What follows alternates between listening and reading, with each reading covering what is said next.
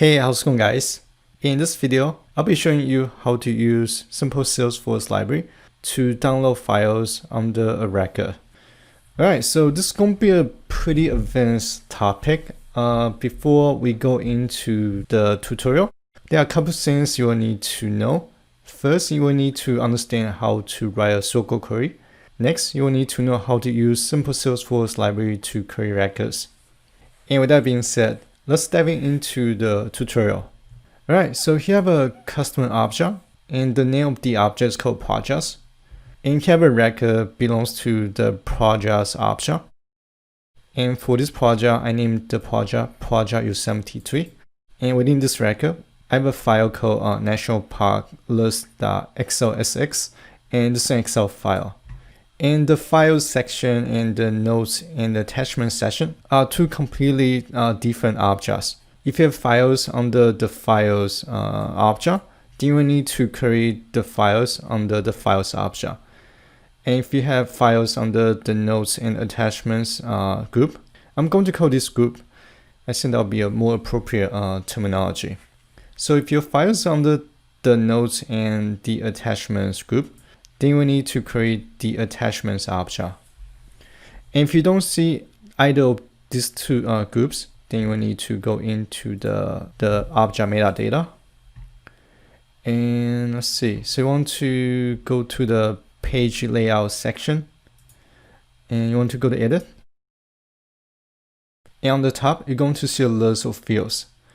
And you want to, let's see, and you want to pick related lists. And here you want to drag and drop the files and the notes and attachments list to your object's layout.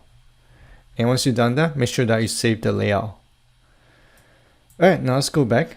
So here under my project U73, this record has one file. I also have another record. It's called project Salesforce.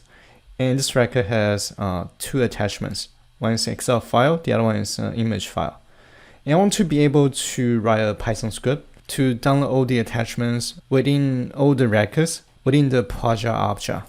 So let's talk about the Soql query first. We want to open the developer console.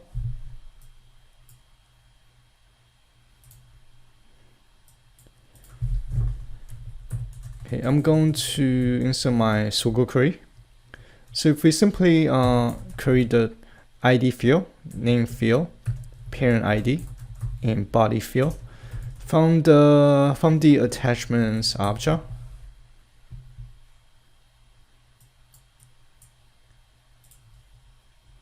And based on the results set, we have the attachment record ID, the attachment name, and the record ID where this attachment belongs to. And here's the body URL that we'll need to go to download the attachment or file.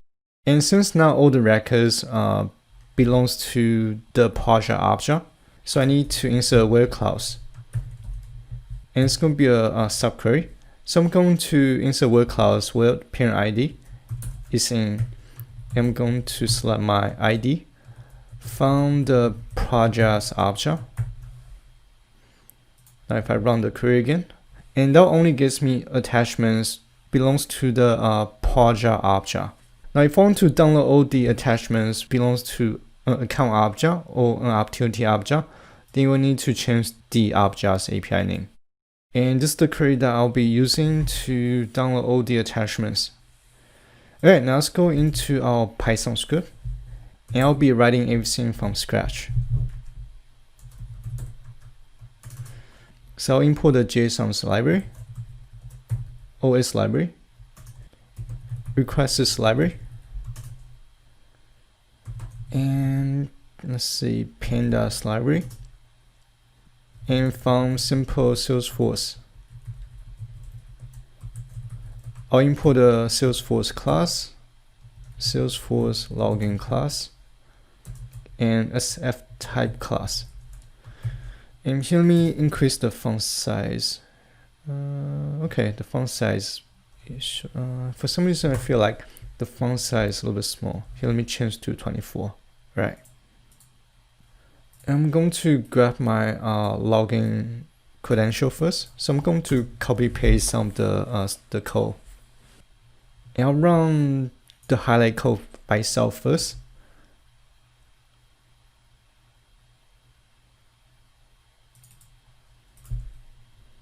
And I'll put this on the right.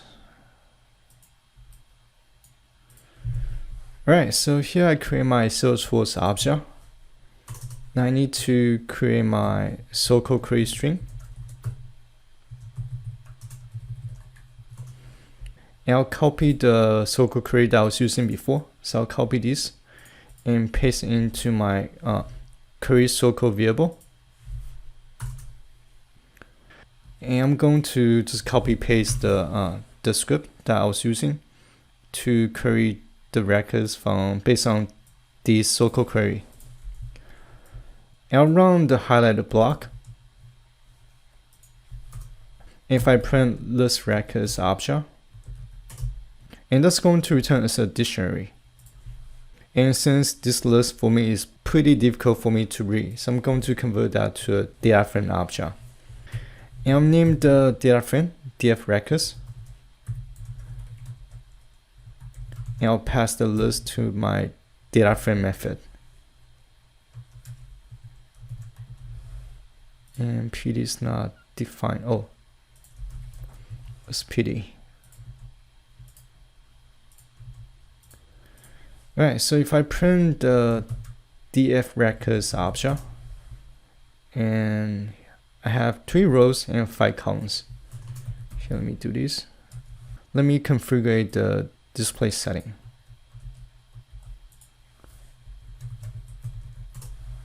Alright, so that is much better. So from the 5 columns, we have attributes body. So we have the name, parent ID, attributes ID, and body. And let's say I want to download my files to this attachments download folder. And since I want to keep tracking on what files belongs to which record, so my expect result is going to look like this. So I'm going to create a folder for each record that contains files. And I'm going to use the records ID as the folder name. So I'm going to delete this folder. And I'll create a variable called folder path. And I'm going to insert the folder path where I want to save the file. And the folder name is attachments download.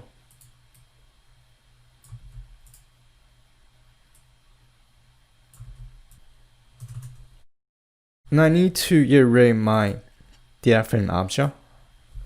So I'm going to say that for row in df records, and I want to iterate by rows. So I'll insert the iterate rows function.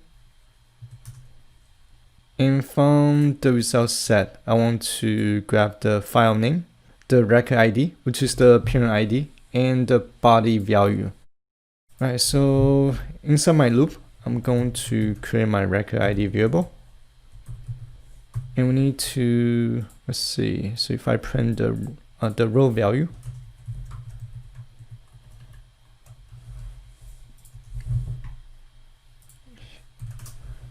oops, and it's going to look like this. The first element is the records index.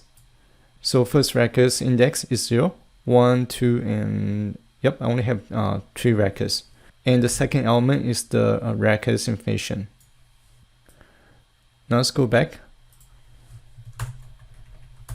So from the second element, I want to grab the parent ID. And that's going to be my record ID. And for the file name, it'll be coming from the name column. And for the attachment URL, it'll be coming from the body column. And here I'm going to insert if statement. And I'm going to check whether or not if the records folder exists.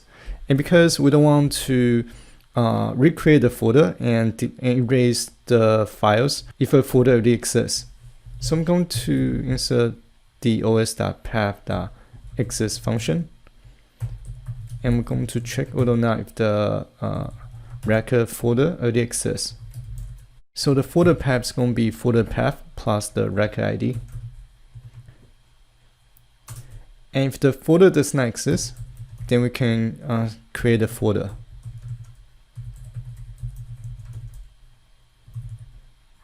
So it's going to be folder path plus the record ID. Now we need to make an API call.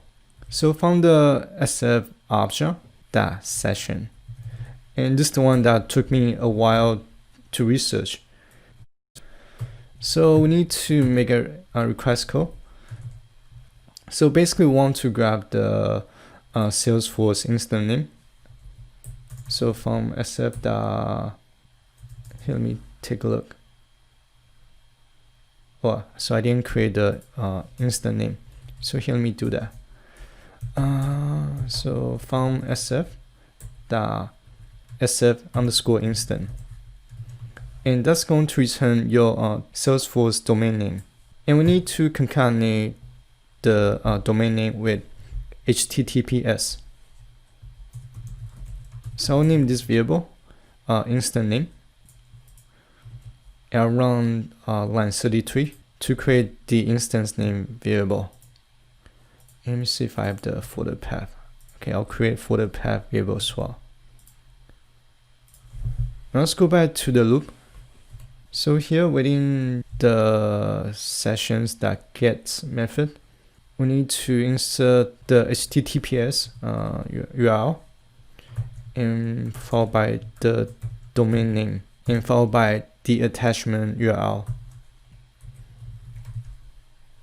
So instance name and attachment URL. And for the header, it should be headers, not header. For the headers, we'll supply the headers from SF object. So if I print my headers attribute, and that's going to return the authentication string.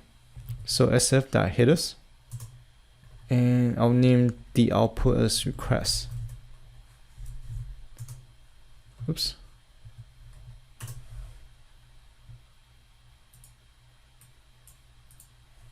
Now we can save the file. So we open, and we need to supply the path, the folder path. So folder path followed by the record ID, followed by the file name. And we need to write as binary, as F. Now we need to create a file. So from the request object.content, and that's going to create a file. And once the file is created, I'm going to close the file, and that's it. All right, so this is the whole script. Now let's give it a try. So if I run the script, and let's see. So that was quick. And here are my folders. So record number 1, and I have my Excel file as well as my image file. Now for record number 2, and here's my Excel file, National Parks List Excel file. Now I'm just open the file to see the content. Alright, so I can see the content, and sometimes for some reason if your Excel file or your file is corrupt, that means the request content is incomplete. But this time I was able to open my files successfully, so that means everything worked just fine. Now let's try a different object. I don't think my org has many records, has files. But let's change the project object to opportunity. Now if I run it. Okay, now let's take a look. Okay, so I have a new folder. And within this folder, so I have an image file and a SQL file. Right, so this is everything I want to share in this video. And hopefully you guys found the video useful. And as always, thank you guys for watching. I'll see you guys on the next video.